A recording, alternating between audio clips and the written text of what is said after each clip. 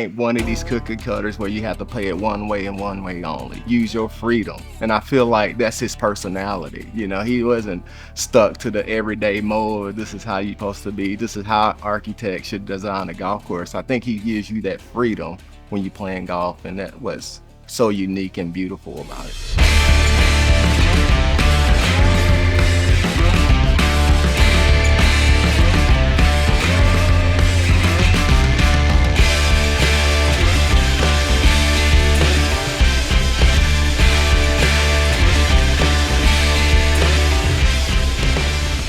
I think True Blue, it was the first true representation of what Mike saw in his head, put on the paper, and put in real life. He was an artist, but he put his artwork on the ground also. I mean, it was just the things he did was pretty awesome.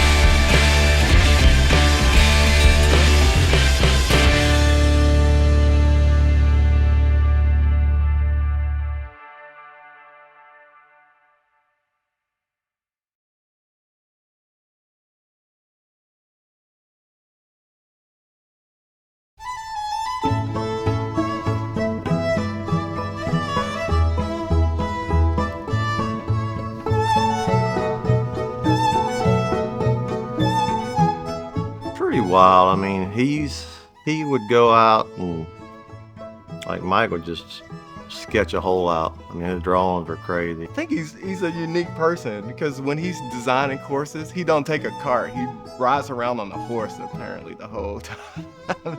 A lot of times with his shapers, they might try to soften this up or to make it a little bit easier on, but he'd come back and he was a sticker on how he wanted it. You know, like I said, he was an artist. A lot of architects, they'll show up, then they're going somewhere else. Strantz was on site all the time, so he was tops in my book. Caledonia was his first course in 1994. You could tell he was working with Fazio for years up until that point. It's probably the most different Mike Strantz course of all of his golf courses. But True Blue was the first where you can say you walked up to the first tee or the 18th green. That's a Mike Strantz. And I think it's a true representation of his work. Our maintenance crew does a great job with flowering, the natural sandy areas, the natural bushes and stuff like that. You just feel like you in the low part of Myrtle Beach kind of deal. You just don't get this at any other course kind of deal with the bunkering and the visuals off the tees that just makes it intimidating.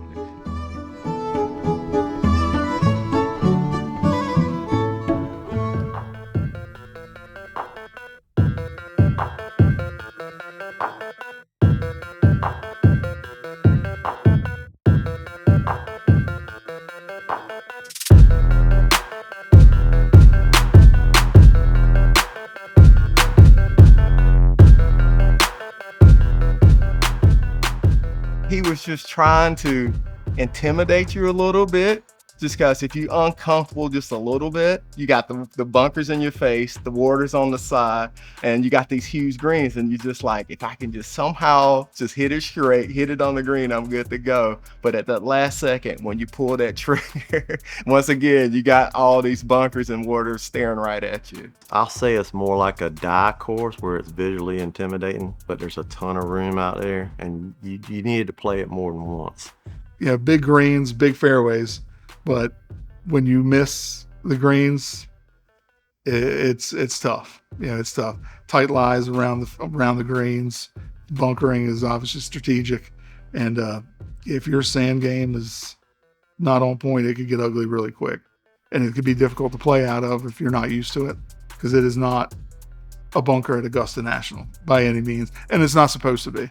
It's supposed to look like Pinehurst, Pine Valley, which were the inspirations for Mike on this golf course. There's a lot of force carries out here, but you just got to pick your target, trust it, and hit it, and stay patient. It's just a matter of being confident and trusting your lines, and it does have that kind of that Pinehurst #2 feel to me.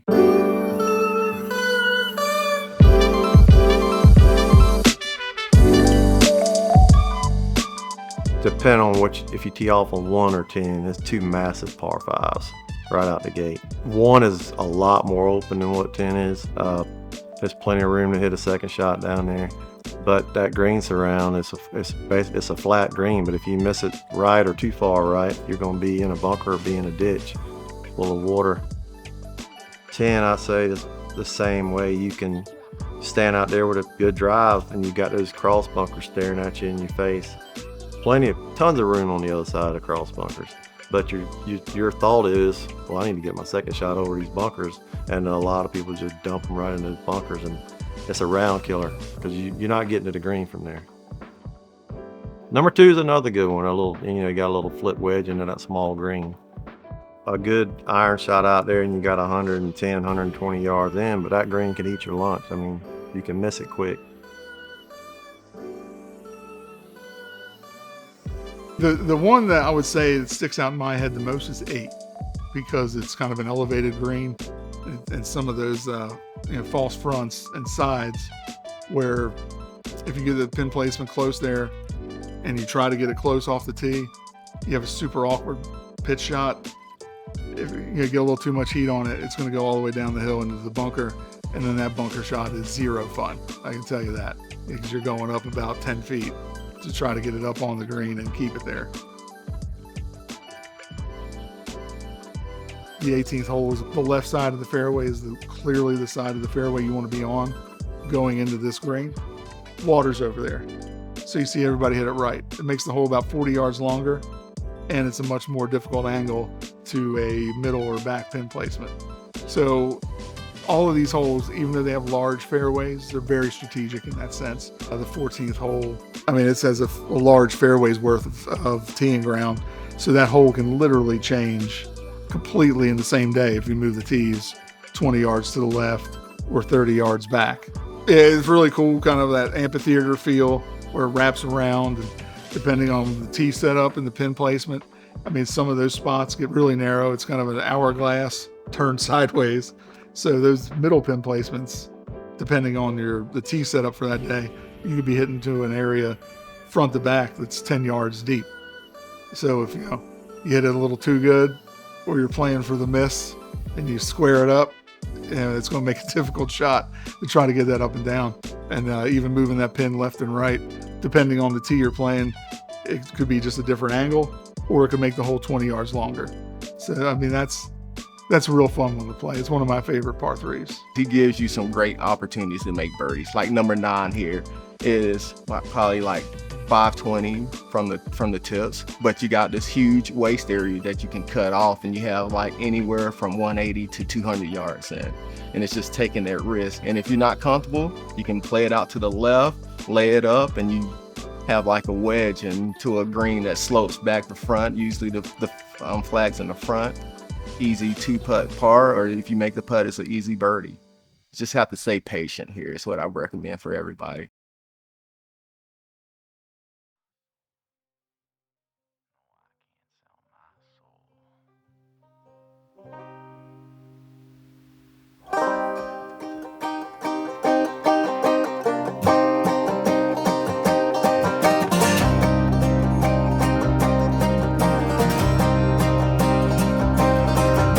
I took to a calling that I used to scoff and laugh. But what good are these fingers if not for a craft, boys? If you stay here long enough, you can watch a man collapse. Watch a man collapse. It's a second shot golf course. Mike makes you think your way around. See big fairway, rip driver. It could work, but if you have the wrong angle, wrong side, or you add 30 yards to an already difficult golf hole, it could make for a long day.